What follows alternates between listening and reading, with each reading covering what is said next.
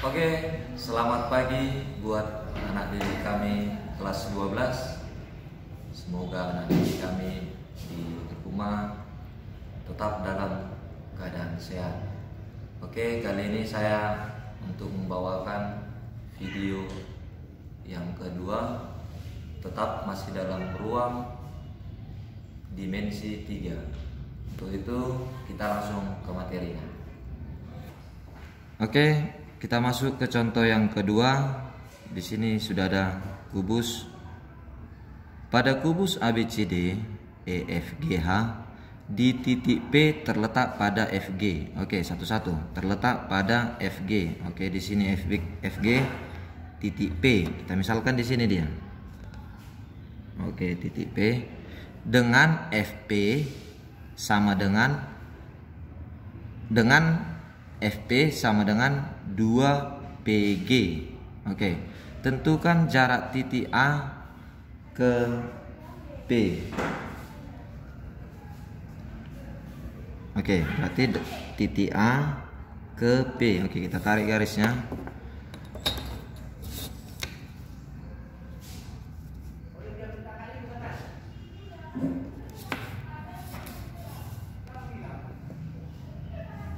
Oke, kemudian kita ingat lagi untuk menyelesaikan mencari jarak titiknya, tetap kita harus mencari yang mana dia menjadi sikunya. Oke, kita minta bantu garis dengan FP. Oke, kita minta bantu garis FP, kemudian kita hubungkan ke A. Oke, di sini dia nanti menjadi siku-sikunya. Oke. Kemudian kita masuk ke penyelesaiannya. Dari sini kita beranjak. Di sini dikatakan bahwasanya FP itu sama dengan 2PG. Oke. Di sini coba perhatikan, FP ditambah PG sama dengan FG, kan begitu. Oke, FP ditambah PG sama dengan FG. Oke, kita tuliskan FP ditambah PG sama dengan panjang keseluruhannya sama dengan FG. Oke, ada nilai FP? Iya, ada. Di sini nilainya adalah 2PG, berarti langsung aja masukkan 2PG ditambah PG sama dengan FG. Oke, di sini saya kasih dia untuk panjang rusuknya. Oke, panjang rusuknya adalah 6, berarti BC juga panjangnya adalah 6. Oke, begitu juga DC juga ini 6. Oke, diingat kembali kalau panjang rusuk pada kubus seluruhnya sama. Oke. Kemudian di sini 2PG tambah PG. Oke, PG di sini adalah nilainya 1. Berarti variabel yang sama, berarti boleh dijumlahkan. Berarti 2 ditambah 1 hasilnya 3PG sama dengan FG-nya berapa? Oke, FG-nya sama panjang rusuk keseluruhannya ya. FG-nya adalah 6, berarti untuk mencari PG-nya 3 pindah menjadi bagi. Oke, berarti 6/3, berarti PG sama dengan 2. Oke, sampai di sini saya rasa sudah bisa dipahamin. Kemudian biar saya gambarkan bentuk segitiga yang dimaksud yang bertanda merah ini. Oke, saya misalkan di sini adalah F, di sini A, di sini P. Oke, saya gambarkan.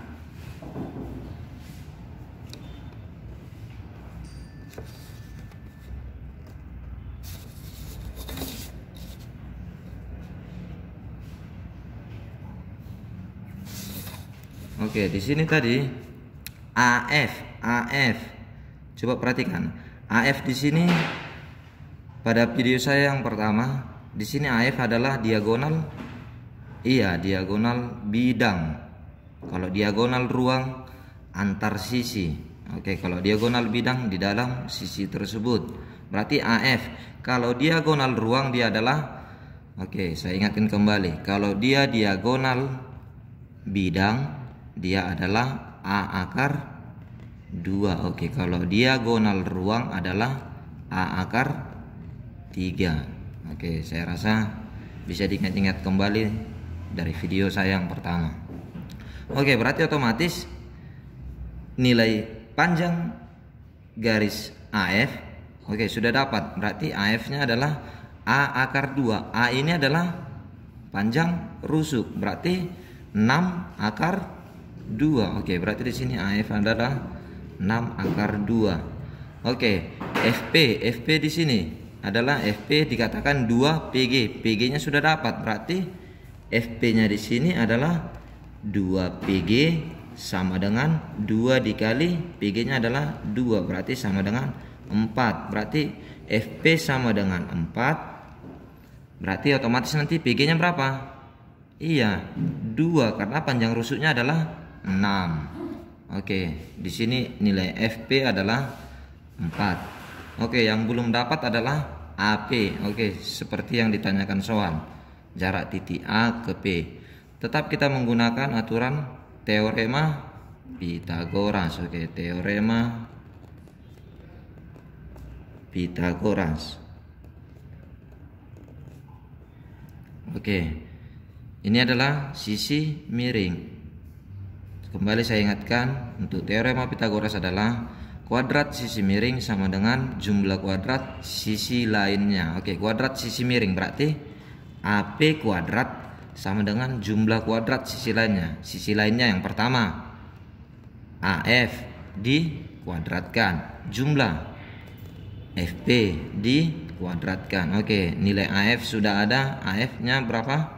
Iya, 6 akar 2 dikuadratkan ditambah FP-nya berapa? Iya, 4 dikuadratkan sama dengan 6 pangkat 2. 6 pangkat 2 adalah 36 dikali akar 2 pangkat 2. Oke, akar ketemu pangkat 2. Oke, hasilnya tinggal 2 ditambah 4 pangkat 2 adalah 16. Oke, 36 dikali 2 iya 72 ditambah 18 sama dengan berapa ini? Sama dengan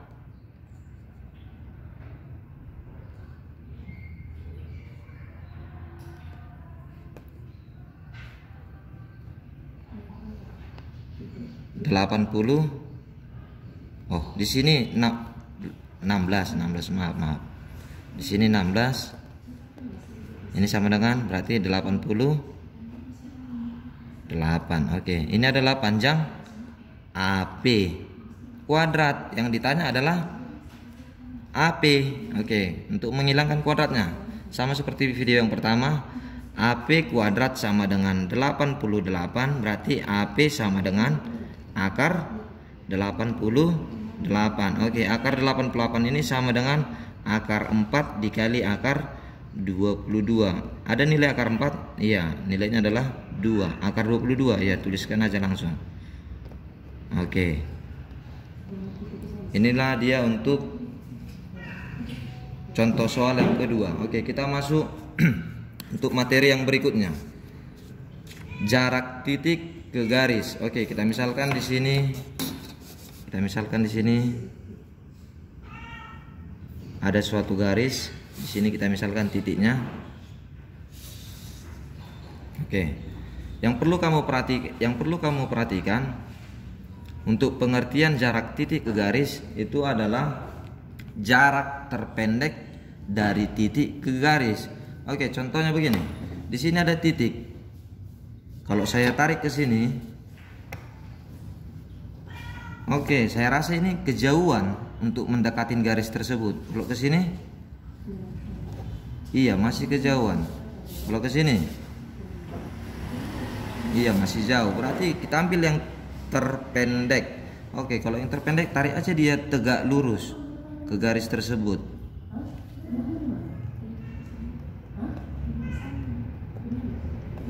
Oke, berarti harus dia membentuk siku-siku. Oke, inilah yang dimaksud jarak titik ke garis. Dari titik ke garis diambil jarak yang terpendek.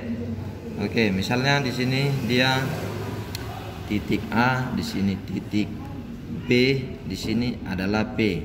Oke, dari sini inilah yang dikatakan jika diproyeksikan dia menghasilkan kemari.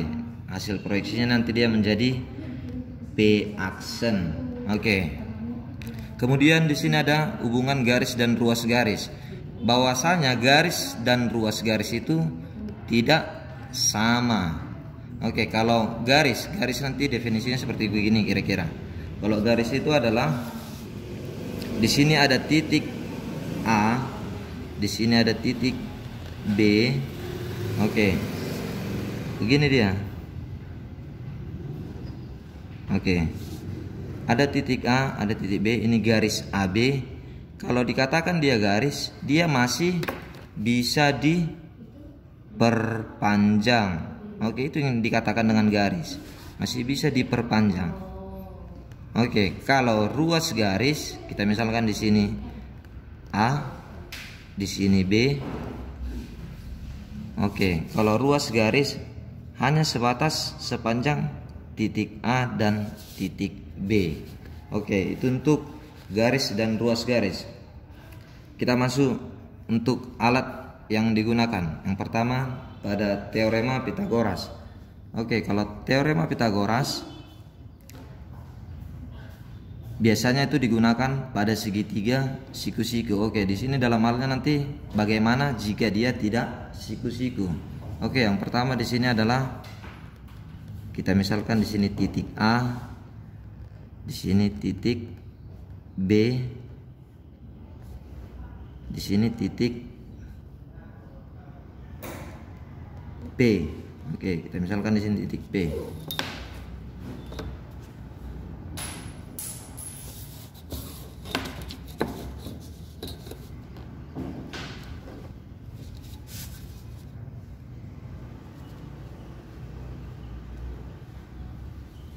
Oke, sesuai dengan aturannya tadi jarak titik ke garis adalah kita ambil dia jarak terpendek. Jarak terpendeknya kita ambil dan membentuk siku-siku. Oke, kita ambil jarak terpendek. Oke, kita ibaratkan ini dia akan nanti membentuk siku-siku. Oke, yang pertama di sini dia adalah titik A, titik B, di sini dia titik P. Kalau nanti di sini dia ya seperti yang di atas, di sini dia menjadi P aksen. Oke. Coba perhatikan di sini kita dapatin dia ada dua buah segitiga. Oke, kita misalkan ini adalah yang pertama, ini yang kedua. Oke, yang di sini ditanya untuk P aksen. Berarti begini dia. P aksen sama dengan P aksen. Oke. Maksudnya untuk PP aksen yang pertama.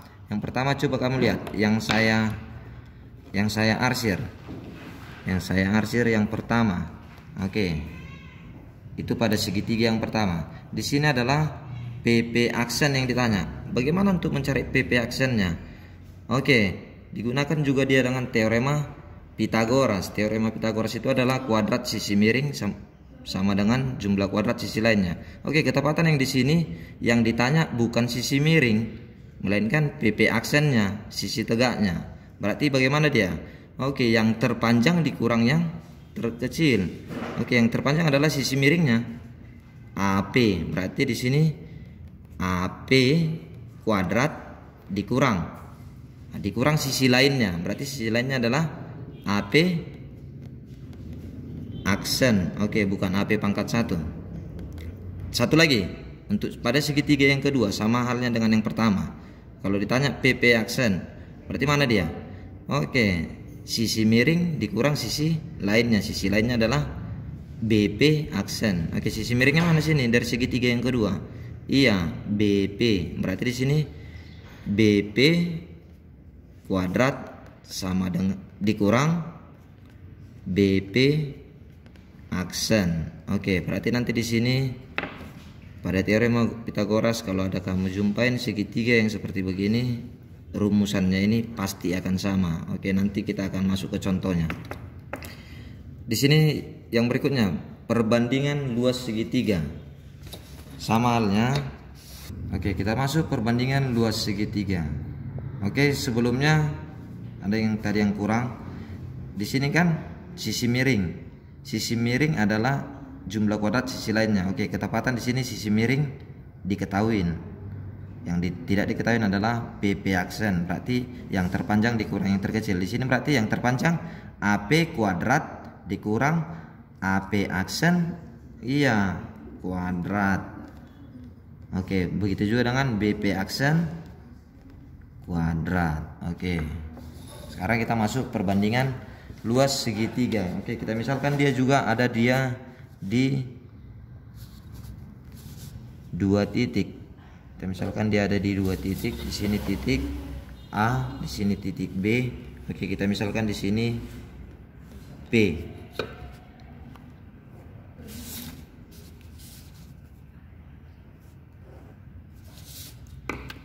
Oke, untuk mencari jarak titik P ke garis AB kita cari dengan jarak terpendek. Oke, sehingga nanti dia menghasilkan siku-siku. Oke, kita tarik. Kita misalkan ini dia yang terpendek.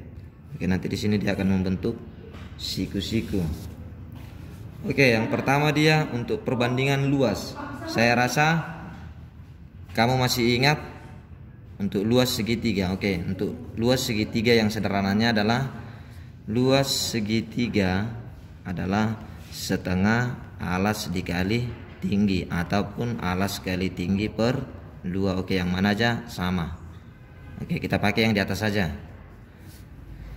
Oke, di sini coba kamu perhatikan. Pada segitiga ini, segitiga keseluruhan ini, oke, yang menjadi alas adalah, iya, yang menjadi alas adalah AB, alas. Iya kan? Oke, yang menjadi tinggi adalah P. Di sini apa titiknya? P aksen. Oke, berarti nanti untuk luas segitiga dalam bentuk apapun. Oke, luas segitiga dalam bentuk apapun pasti sama dengan luas segitiga yang lainnya juga, tetapi di dalam satu segitiga. Oke, yang pertama luas segitiga. Untuk yang saya arsir yang besar ini, oke, berarti alas setengah alas kali tinggi. Berarti di sini setengah AB dikali P aksen. Oke, ini dia tingginya. Oke, itu yang pertama. Untuk luas segitiga lainnya, oke, kalau saya balik begini, coba kamu perhatikan. AP dia menjadi alas. Oke, di sini dia menjadi alas. Oke, ini dia menjadi, iya, ini dia menjadi tinggi. Oke, berarti dia untuk yang kedua dia didapat setengah alas kali tinggi. Alasnya tadi apa? Iya, AP dikali tinggi. Tingginya adalah BP. Oke, dari sini ada yang bisa kita coret karena dia mempunyai satuan yang sama. Oke, setengah dengan setengah. Oke, jadi dari sini didapat dia bahwasanya untuk perbandingan luas segitiga didapat AB dikali PP aksen dia akan sama dengan AP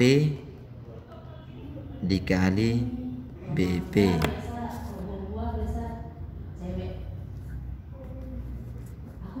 Oke, sekian dulu video dari saya.